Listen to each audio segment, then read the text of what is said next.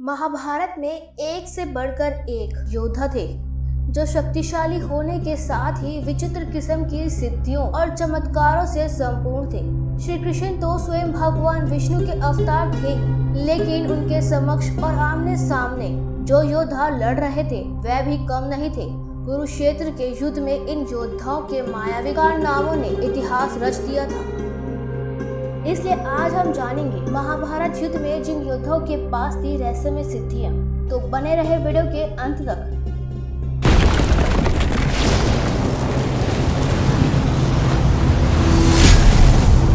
आप देख रहे हैं माइथोलॉजी मिस्ट्रीज। अगर आप हमारे चैनल पर नए हैं तो इसे अवश्य सब्सक्राइब करें और लेटेस्ट अपडेट पाने के लिए बेल आइकन पर जरूर क्लिक करें।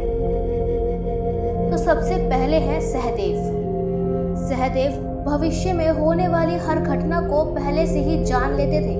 वे जानते थे कि महाभारत में क्या घटना होने वाली है और कौन किसको मारेगा और कौन विजय होगा।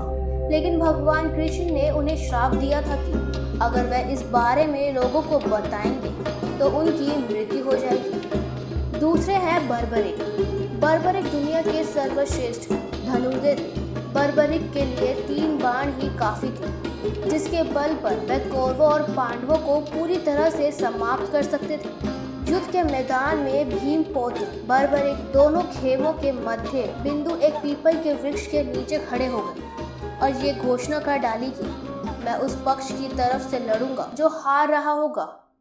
लेकिन श्री कृष्ण ने युद्ध के पहले ही उन्हें ठिकाने लगा दिया, उसका शीश मांग कर, और आज उन्हें खाटू श्याम के नाम से जाना जाता है। तीसरे हैं संजय।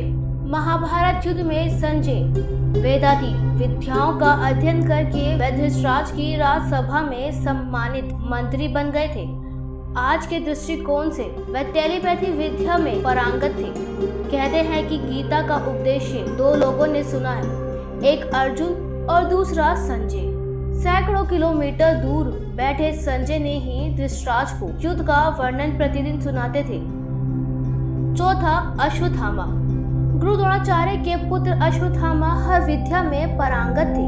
वे चाहते तो पहले ही दिन में युद्ध का अंत कर सकते थे, लेकिन कृष्ण ने ऐसा कभी नहीं होने दिया। कृष्ण ये जानते थे कि पिता और पुत्र की जोड़ी मिलकर युद्ध को समाप्त कर सकती है।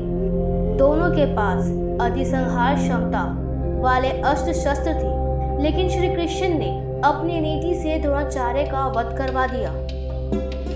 5वां कर्ण। कर्ण से अगर कवच कुंडल नहीं हत्याए होते तो कर्ण इंद्र द्वारा दिए गए अपने अमोघ अस्त्र का प्रयोग घटोत्कच पर ना करते अर्जुन पर करते तो आज भारत का इतिहास और धर्म कुछ और होता। कर्ण के कवच कुंडल होना उसके रहस्यमय व्यक्तित्व का परिचायक था। 6ठा भीम। कुंती वायु के पुत्र भीम यानी कि पवन पुत्र भीम। भीम में हजारों हाथियों का बल था।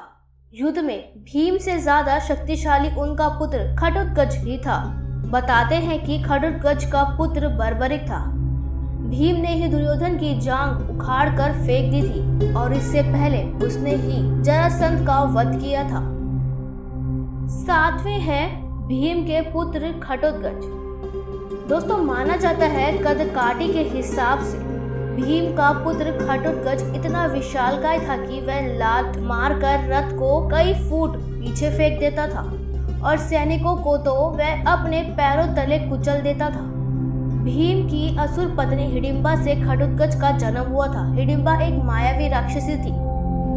8वां अभिमन्यु। अभिमन्यु ने अपनी मां सुभद्रा की कोख में रहकर ही संपूर्ण युद्ध विद्या सीख ली थी। माता के गर्भ में रहकर ही उसने चक्रव्यूह को भेदना सीखा था, लेकिन चक्रव्यूह को तोड़ना इसलिए सीख नहीं पाया क्योंकि जब इसकी शिक्षा दी जा रही थी तब उसकी माँ सो गई थी और चक्रव्यूह तोड़ना ना जानने की वजह से ही अभिमन्यु की मृत्यु हुई थी।